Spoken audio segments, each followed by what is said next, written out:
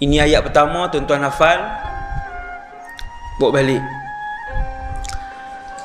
Fadhkuruni adhkurkum. Siapa ingat aku ingat dia.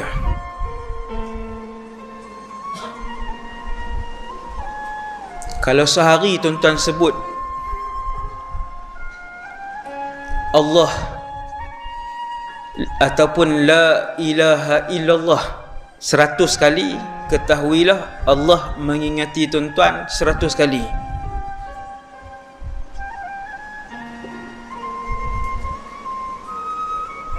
Allah sebut nama kita di sisinya, ya. Subhanallah.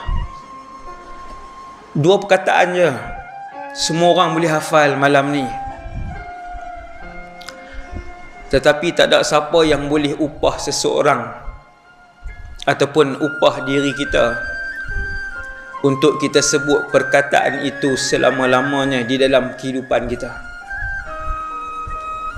Orang mai dekat kita bagi RM10,000 sebulan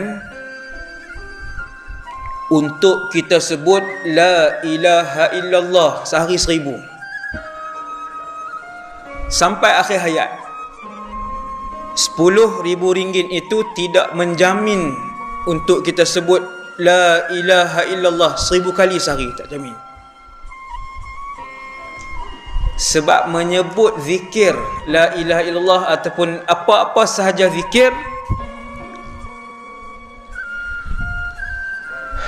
benda tu tidak boleh dibayar dengan wang ringgit ataupun pangkat. Semasyhur apapun orang tu, sekaya apapun orang itu, berapa kali pun dia jadi agung, berapa kali pun dia jadi Perdana Menteri, untuk dia menyebut dan memuji Allah sehari ribuan kali, itu tidak boleh dibayar dengan kemewahan dunia. Tak boleh. Kecuali ketika Allah Subhanahu Wa Ta'ala yang menggerakkan lidah dan hati dia untuk dia menyebut la ilaha illallah ataupun apa-apa zikir yang berkaitan dengan Allah. Maksudnya dia ada kena mengena dengan izin dan hidayah daripada Allah Subhanahu Wa Ta'ala.